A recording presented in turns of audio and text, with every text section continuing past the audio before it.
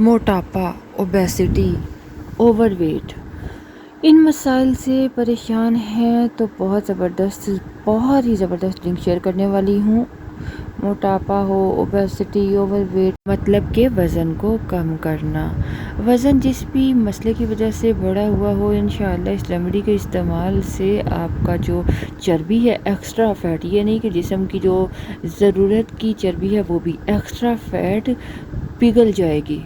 तो fat burner drink को बनाने के लिए आपको चाहिए लीमू। जी हाँ, 2 लीमू ले लीजिए। लीमू ऑर्गेनिक होने चाहिए। अगर आप लोग ऐसी कंट्री में हैं कि ऑर्गेनिक नहीं मिलते तो इनऑर्गेनिक अगर आप लेते हो तो उसको अच्छी तरह से बेकिंग सोडा से धो दीजिएगा, क्योंकि हमें इस रेमेडी में इनके छिलकों का भी इस्तेमाल करना है। अब आपको करना क्या है, लीमू को 2 हिस्सों में काट के उसको अच्छी तरह से स्क्वीज़ कर लीजिए, निचोड़ लें। निचोड़ने के बाद इसके रस को अलग कर लें और जो छिलके हैं उसको छोटे-छोटे पीसेस में काट लीजिए। हमें इन छिलकों का भी इस्तेमाल करना है और बाद में लीमू के रस का भी।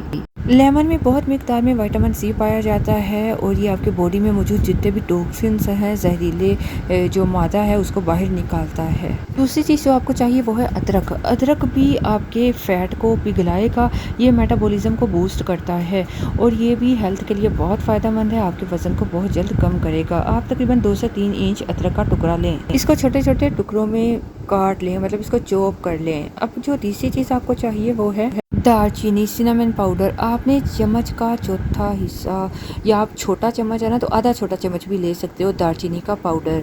एक पैन में आप लीमू के जो छिलके थे वो डालिए और इसके साथ आप चॉप किया हुआ जो 3 इंच का अदरक का टुकड़ा था वो डालिए और आधा छोटा चाय का चम्मच दालचीनी का जो पाउडर है वो मिलाएं और इसमें आप 1 लीटर पानी डाल दीजिए। इसको अच्छी तरह से पकाएं। 10 मिनट पकाने के बाद आपने इसको ठंडा होने के लिए छोड़ देना और फिर इसको छान लें।